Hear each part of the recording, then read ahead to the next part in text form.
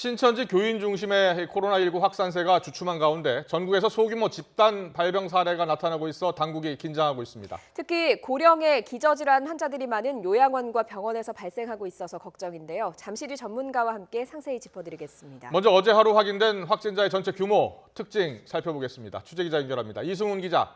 네, 이승훈입니다. 어제 하루 확진자가 518명이 추가가 됐습니다. 전체 확진자는 6,200명을 넘었죠?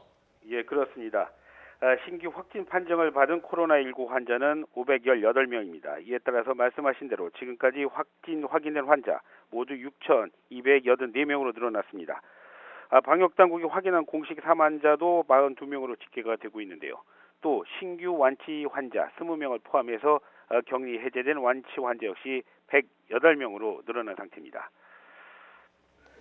네, 지역별로는 특히 경북 지역에서 코로나19 신규 환자가 눈에 띄게 늘었다고요. 네, 우리나라 코로나19 발생의 특징을 보면요. 집단 감염 비중이 높다는 겁니다. 하루 수백 명의 확진자가 나오고 있는 건 모두 대구와 경북의 집단 감염 사례 때문인데요. 대구의 경우 어제 하루 367명의 환자가 들어서 누적 환자가 4,694명이 됐는데 이 가운데 72.4%가 신천지 대구교회 관련자입니다.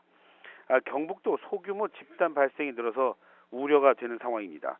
하루 동안 처음으로 세 자리인 123명이 늘었는데 누적 환자 수가 이제 1,000명에 육박하고 있습니다. 이런 가운데 봉화에 있는 푸른 요양원 확진자가 49명이고요.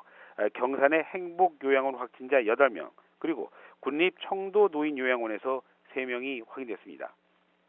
이에 따라서 방역당국은 대구와 인접지역인 경산, 그리고 경북 지역 내 소규모 시설을 중심으로 전반적인 상황에 대해서 자세히 들여다보고 있는 상황입니다.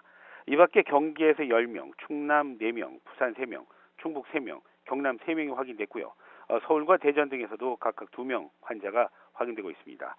중앙방역대책본부는 집단시설, 그리고 다중이용시설, 의료기관을 중심으로 해서 집단 발생 사례가 확인되고 있는 만큼 추가 전파를 막기 위해서는 지자체, 해당 시설 간의 유기적 협조체가 무엇보다도 필요하다고 당부하고 있습니다. 지금까지 사회부에서 YTN 이승훈입니다.